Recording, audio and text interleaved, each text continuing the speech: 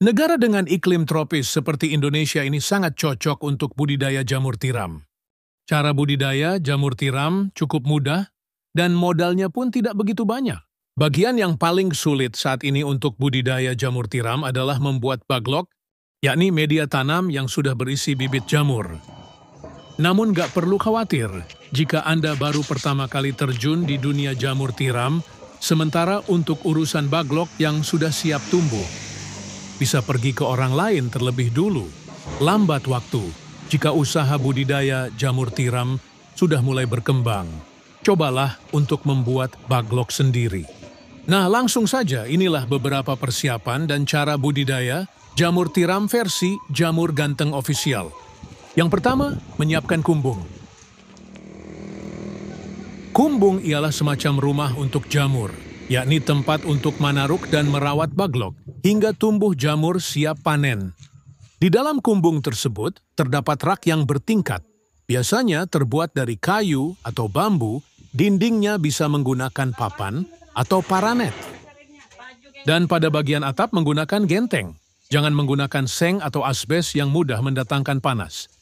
Bagian lantai sebaiknya dibiarkan menggunakan tanah, agar saat terkena air mudah meresap.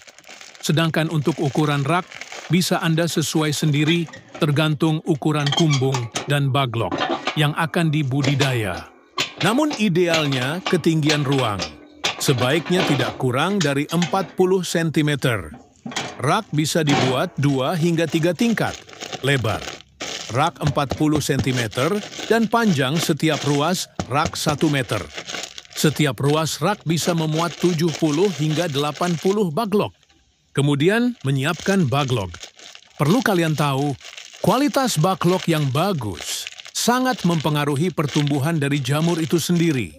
Baglok ialah media tanam untuk meletakkan bibit jamur yang terbuat dari serbuk gergaji.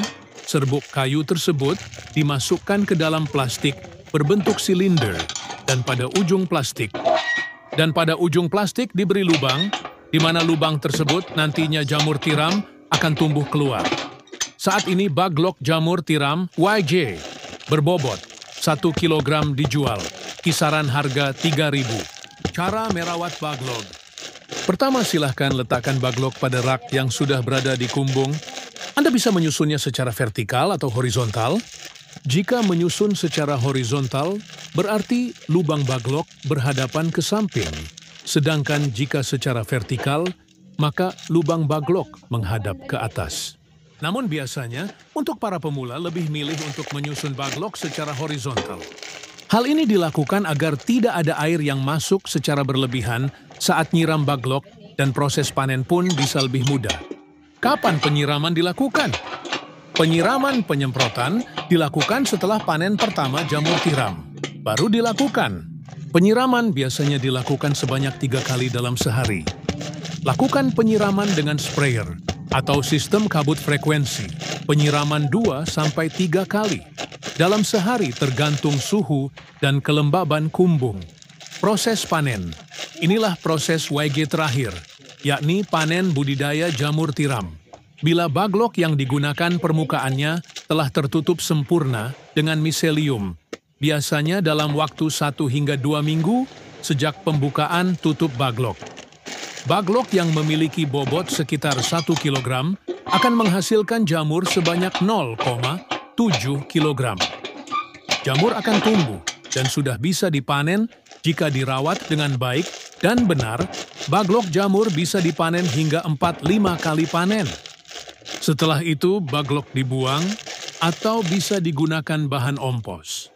Pemanenan dilakukan terhadap jamur yang telah mekar dan membesar tepatnya bila ujung-ujungnya telah terlihat meruncing. Bila masa panen lewat setengah hari saja, maka warnanya menjadi agak kuning kecoklatan. Bila sudah selesai itu, jamur cepat layu dan tidak tahan lama. Kemudian jarak panen pertama ke panen kedua berkisar 2 hingga 3 minggu. Semoga bermanfaat dan barokah. Amin, amin, amin.